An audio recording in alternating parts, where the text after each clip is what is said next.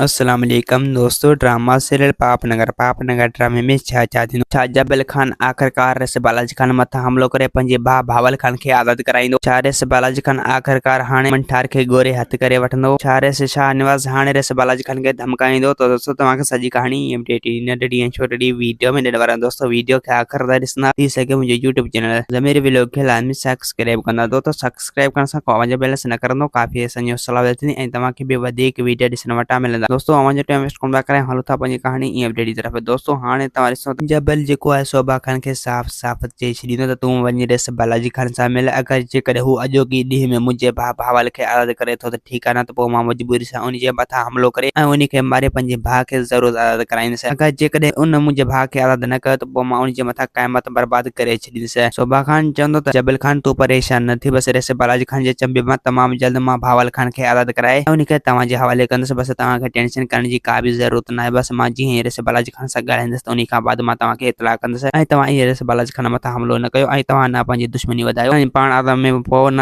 असांखे आदम में विझाए। जबल खान चवंदो बसि शोभा खान मां तुंहिंजे करे माठ थो कयां, पर अगरि जेकॾहिं मुंहिंजे भाउ भावल खान आज़ाद न थियो त पोइ मां क़यामत कारी करे छॾींदुसि। ऐं ॿिए पासे दोस्तों हाणे तव्हां ॾिसंदो ऋषि शाहनवाज खान जेको आहे ऋषि बालाजी खान सां मिलंदो। ऋषि बालाजी खान खे चवंदो त हाणे मूंखां वधीक बर्दाश्त नथो थिए, मां तोखे ज़िंदा छॾियां। अगरि जेकॾहिं तो थोरी बि लापरवाही कई ऐं तो थोरी बि राणी ऐं मंठार खे मारण जी कोशिशि कई त पोइ तूं इहो सम्झी छॾिजां त मां बि तुंहिंजो मौत मथां बढ़जी ईंदुसि। ऋषि बालाजी खान चवंदो शाहनवाज तोखे मोकल आहे ऐं तुंहिंजी ज़िंदगी बि अज़ाब में आहे। मां तोखे ऐं तुंहिंजे पुट ऐं ज़ाल जी तोखे दफ़न करे छॾींदुसि। ऋषि शाहनवाज चवंदा त ऋषि बालाजी खान तोखे मोकल आहे, जेको करणो अथई कर वञी। ऐं ॿिए पासे दोस्तों हाणे तव्हां ॾिसो ऋषि बालाजी खान जेको आहे पंहिंजे माण्हुनि खे फुल ऑर्डर ॾेई छॾींदो। उन्हनि खे चवंदो त जेसीं ताईं हाणे तव्हांखे सुख जो साह न आहे खणो, जेसीं ताईं तव्हां मंठार खे गोरे हथ नथा कयो। अगरि जेकॾहिं हू तव्हांखे हथ नथो अचे त पोइ मां तव्हांखे मारे छॾींदुसि। दोस्तों उमीद आहे कहाणी ईंदी मूंखे पसंदि असांखे ॾींदा इजाज़त। वरी तव्हां सां मिलंदासीं के नए वीडियो में। ख़ुदा हाफ़िज़।